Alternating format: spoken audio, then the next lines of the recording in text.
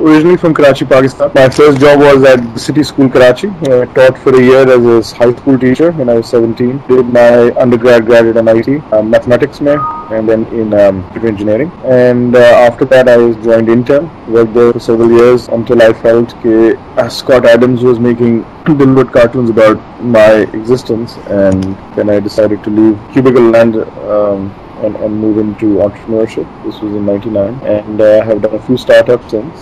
ClickMarks, which was bought by Motor Solutions, you have that in my bio, and U3, which mashallah is doing very well, about 150 people now, based out of Pakistan.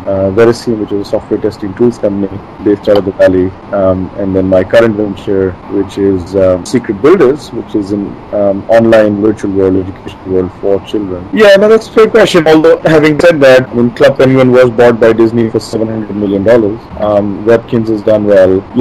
Leapfrog Toys has been successful. I think there's a lot of business rationale for children-oriented products, specifically on children's content development. I think where people have sort of failed is in sort of the whole edutainment sector, which is sort of educational stuff with a little veneer of entertainment. So yeah, I think our thing is that we actually see a pretty big need out there.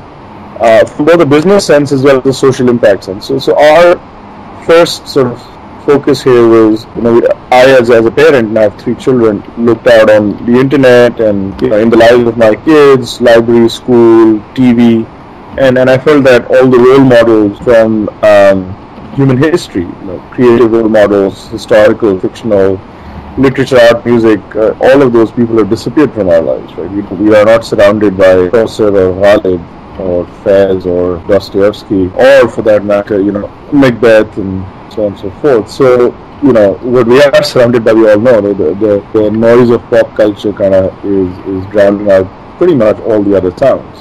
Nothing wrong with pop culture, is that if that is the only, sound heard by children, it just becomes, sort of short of human. And we want to have the human experience in arts and humanities really, be a part of children's lives. And so Secret Builders is now 1 million users. It's it's revenue generating a little over a year after its launch. Had exceptionally strong growth. Acquisition rate as well as our acquisition costs of users have been fantastic.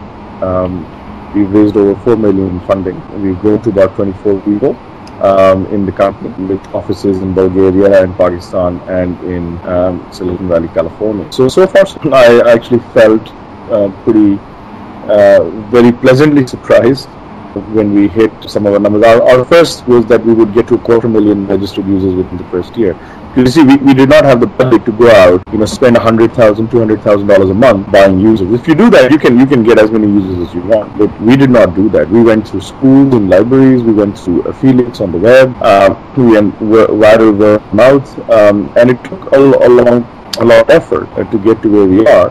So we're very pleasantly surprised. Well, I am moderating a panel. It's a very fun panel. It's called Angels and Super Angels, sort of the alternate to big VCs. And I think it's a very exciting topic. I think it's a very relevant topic for the open attendee, because very, very few people get funded by VCs. The job of the big traditional VC is to look for reasons for not funding a company. And angels, and now this new category that bridges the angel amounts and the full VC round, are more receptive, are more willing to take the higher risks, put less money at work, so be very capital efficient, and really have their interests be more aligned with the interests of the entrepreneur. So that's what I'm looking forward to as part of that panel. And elsewhere, obviously, in the forum, there's a fantastic lineup of speakers. So really, hoping to catch some of the other panels and keynotes myself. I think Pakistani youth entrepreneurs, business leaders, what they should be looking for is to see a view of some of the sort of people at the heart of entrepreneurship here, and people who've been there, done that, are successful, are experts. Get to hear what they have to say about what makes a startup, a business plan, a team special, what they're looking for when they look to fund companies, what they have seen when they've come across successful entrepreneurs, successful startups. What I would certainly say, my number one message to anybody especially in Pakistan, would be that, failure is absolutely fine, and having fear of failure is complete death. So you should never ever be afraid of failing, because that's what an entrepreneur is always faced with, right? And if you're scared of that, you will be completely paralyzed. You will never be an entrepreneur, forget a successful entrepreneur. And not only will you be in a big company job, I don't think you'll make the impact on the world that you absolutely can. And I just feel very strong that that's something that people should take to heart.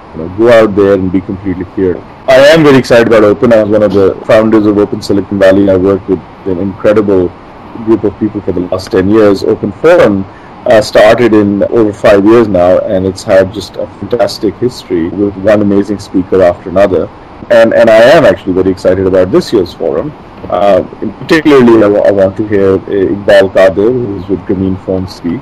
I do want to see some of the other panels. I think panel on angels and super angels will be fantastic. So, absolutely, I'm keeping my day free, and I'm telling friends, family, and anybody I can I get a hold of to come and join the party on Saturday, June 5th, and it'll be completely worthwhile. And it'll not only be hopefully instructive and inspiring, but a lot of fun.